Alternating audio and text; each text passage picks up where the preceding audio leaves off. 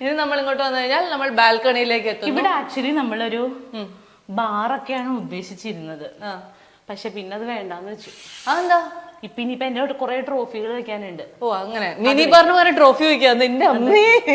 ആ ഒരു നന്മയെ നിങ്ങൾ കാണാതിരിക്കരുത്. ഓക്കെ, ഇവിടെ നമുക്ക് വന്നിരുന്ന് എന്ത് വേണമെങ്കിലും കുടിക്കാം വൈകുന്നേരം. ചായയോ ജ്യൂസോ അതെ എന്ത് വേണേലും കുടിക്കാം. നല്ല രസമുള്ള ഏരിയ. ഇങ്ങനെ ചേച്ചി ബാൽക്കണി ഇത്രയും സ്പേസ് വേണം എന്നൊക്കെ പറഞ്ഞ് ആണോ ചേച്ചി ഈ വീട് പണിയാൻ നേരത്തെ പറഞ്ഞ ഏറ്റവും വലിയ റിക്വയർമെന്റുകൾ എന്തൊക്കെയായിരുന്നു? തുറന്ന വീടായിരിക്കണം എന്ന് പറഞ്ഞു. എനിക്ക് ബെഡ്റൂമിന് മാത്രം മതി ഭിത്തി, ബാക്കി എല്ലായിടം തുറന്ന് കിടക്കണം എന്ന് പറഞ്ഞു. ശരി. പിന്നെ കഴിയുന്നതും വലിയ വിൻഡോസ് വെക്കണം. ഇങ്ങനെ ലൈറ്റ് ഇട്ടില്ല, ഈ ഫ്രഞ്ച് വിൻഡോ പോലെ ഇങ്ങനെ വലിയ വിൻഡോ വേണം. എനിക്കിങ്ങനെ നിറയെ കാറ്റും വെളിച്ചം കേറണം. പിന്നെ പിന്നെ എന്റെ ബെഡ്റൂമിന് വലിയ ഗ്ലാസ് ഡോർ വേണമെന്നുണ്ടായിരുന്നു. അത് ബെഡ്റൂം നമ്മളങ്ങ് എത്തിയിട്ടില്ല, നോക്കണം.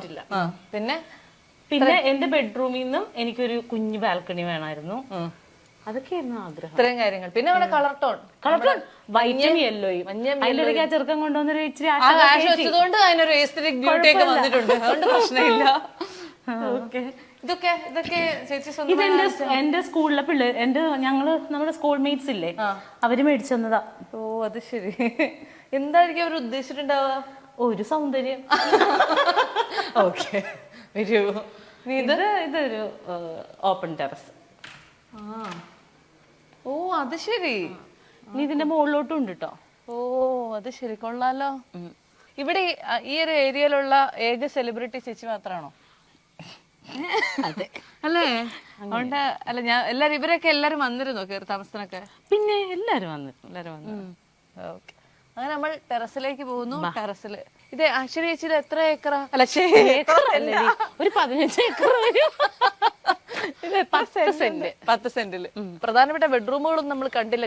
നമുക്ക് കാണാം. അങ്ങനെ മുകളിലുള്ള 2 ബെഡ്റൂമുകളിലേക്ക് നമ്മൾ പോവുകയാണ്. അപ്പൊ ഇതാണ് നമ്മുടെ മാസ്റ്റർ ബെഡ്റൂം. അല്ല, മാസ്റ്റർ ബെഡ്റൂം. അതെ, ഇവിടെയാണ് ചേച്ചി കിടക്കാറുള്ളത്. ഇവിടെയാണ് ഞാൻ കിടക്കുന്നത്. ഓക്കെ, ഇവിടെയാണ് ഈ മാഡം കിടക്കുന്നത്.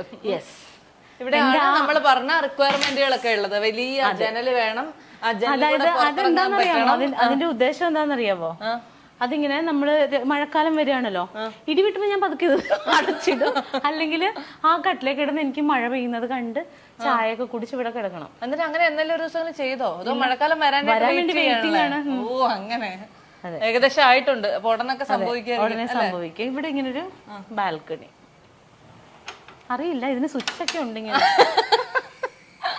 ഇവിടെയൊക്കെ ചെടി വെക്കാനുള്ളതാ കേട്ടോ. ആണ്, എവിടെ പറഞ്ഞാലും ചെടി വെക്കണം എന്ന് പറയാൻ ഒരു ചെടി പോലും ഞങ്ങൾക്ക് ഇതുവരെ ഇത് കാണാൻ പറ്റിയിട്ടില്ല. പ്ലാസ്റ്റിക് ചെടിയല്ലേ? അതന്നെ. ഇനി അത് ശരിയാക്കും. കാണാം. ഇനി എത്ര ദിവസം കഴിഞ്ഞാൽ വെയിറ്റ് ചെയ്യണം? അത് ഞാൻ വേറെ വിളിക്കാം നിങ്ങൾ ചെടിയായി കഴിയുമ്പോ. ശരി.